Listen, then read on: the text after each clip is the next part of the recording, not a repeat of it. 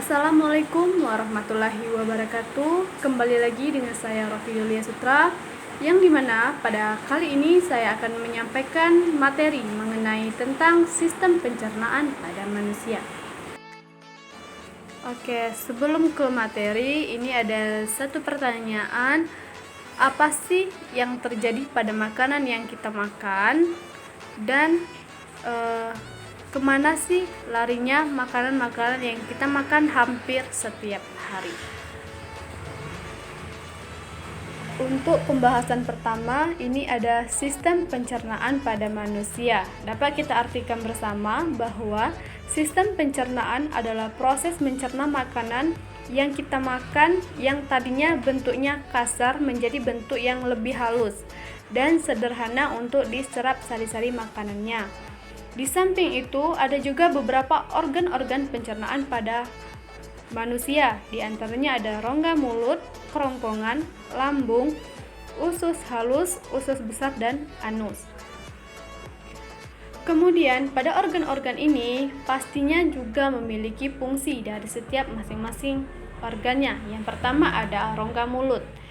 Di dalam rongga mulut, makanan akan dicerna secara mekanik oleh gigi, lidah, dan kelenjar air liur dengan cara dikunyah dan dihaluskan agar menjadi potongan-potongan makanan yang lebih halus. Selain dikunyah oleh gigi, pencernaan makanan rongga mulut juga dibantu oleh enzim amilase yang dihasilkan oleh kelenjar air liur, yang dimana enzim amilase atau pitialin berfungsi untuk mengubah amilum atau karbohidrat menjadi maltosa atau monosakarida, sehingga makanan yang kita makan akan terasa lebih manis. Setelah dari rongga mulut, makanan akan masuk ke kerongkongan atau esofagus, yang dimana setelah ada di kerongkongan, makanan akan didorong ke lambung oleh kerongkongan melalui gerak peristaltik, yang merupakan gerak mendorong makanan dari kerongkongan ke lambung.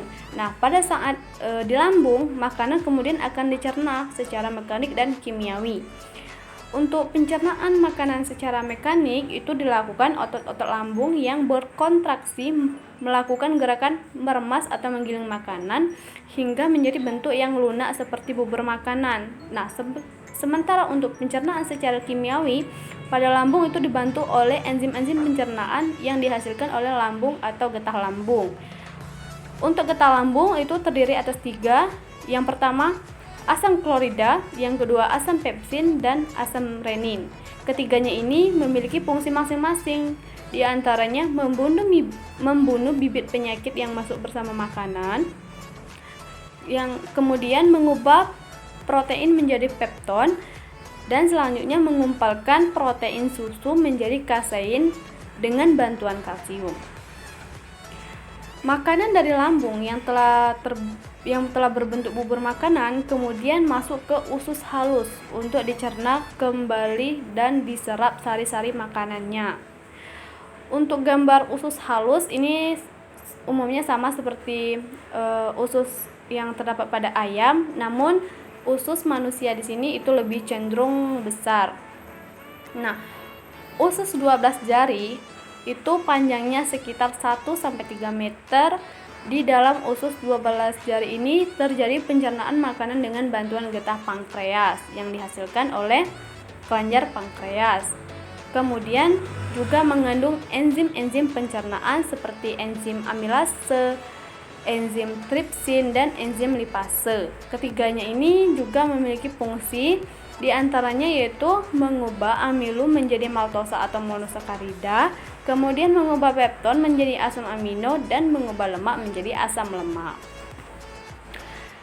Selain dibantu oleh getah pankreas yang menghasilkan enzim-enzim pencernaan proses pencernaan makanan, di usus halus juga dibantu oleh getah empedu yang dihasilkan oleh hati. Nah, hati juga memiliki fungsi yaitu mengemulsikan lemak agar mudah diserap oleh tubuh menjadi asam lemak dan memberikan zat warna kecoklatan pada makanan yang sedang dicerna. Untuk selanjutnya itu juga ada usus kosong atau jejunum. Itu merupakan di dalam usus kosong kembali terjadi pencernaan makanan secara kimiawi tadi. yang melalui enzim maltase berfungsi mengubah maltosa menjadi glukosa. Kemudian ada enzim sukrose berfungsi mengubah sukrosa menjadi glukosa, dan enzim laktase berfungsi mengubah laktosa menjadi galaktosa. Udah itu juga ada usus penyerapan atau ileum, merupakan tempat penyerapan sari-sari makanan, yang dimana zat-zat gizi pada makanan seperti karbohidrat, protein, lemak, dan vitamin itu diserap di usus penyerapan pada bagian yang disebut dengan villi. Nah, villi itu merupakan tempat sari-sari makanan usus halus yang diserap, dan banyak juga mengandung pembuluh darah yang berfungsi untuk mengedarkan sari-sari makanan yang telah diserap oleh tubuh melalui darah. Yang terakhir ini ada pada usus halus juga terdapat umbai cacing. Ya, gunanya untuk klip penghubung antara usus halus dengan usus besar. Dengan kata lain, agar sisa-sisa makanan yang telah keluar dari usus halus menuju usus besar itu tidak dapat kembali masuk lagi ke usus halus. Tidak berhenti di situ, kemudian makanan juga ada pada usus besar, yang dimana sisa-sisa ampas makanan ini diserap kandungan air dan garam mineralnya. Kemudian ampas makanan tersebut dibusukkan oleh bakteri pembusuk yang hidup di usus besar dengan nama bakteri Escherichia coli, yang dimana sebelum dibuang ke anus itu ampas makanan yang telah dibusukkan oleh bakteri ini tadi telah berbentuk kotoran atau tinja, atau biasa kita kenal dengan istilah feces, terlebih dahulu masuk ke rektum yang terdapat pada ujung besar. Nah, rektum memiliki otot polos yang apabila rektum itu terisi ampas makanan dan otot berkontraksi, maka akan menimbulkan rasa ingin buang air besar ya.